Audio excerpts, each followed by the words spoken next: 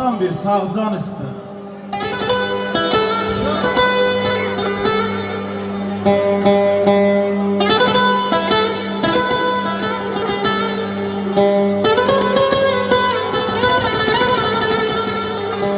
Böyle.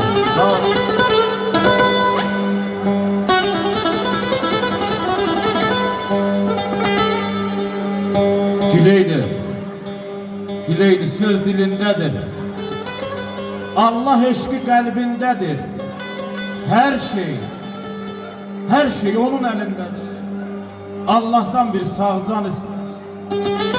Allah'tan bir sağ.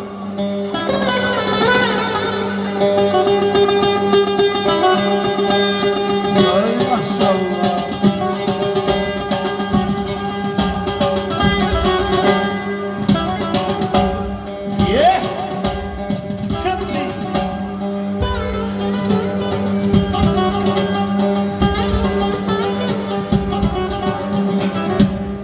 Benim ömrüm təbiətin ömrüdür.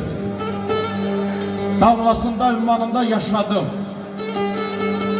Zirvelerin siskinində, sənində, yağışında, dumanında yaşadım.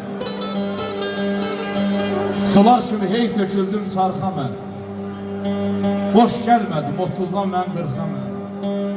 50 yaşda oldum elə arxa mən. Ümidində, gümanında yaşadım.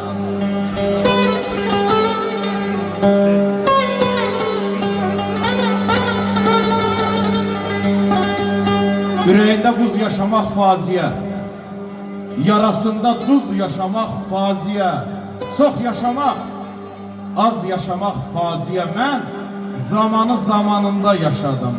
Aynen ben zamanında yaşadım. Allah sizin her birinize hoş günler nasip eləsin. Surxay müəllimi bir yüreğden alkışlayalım. Değerli konularımız. Maşallah.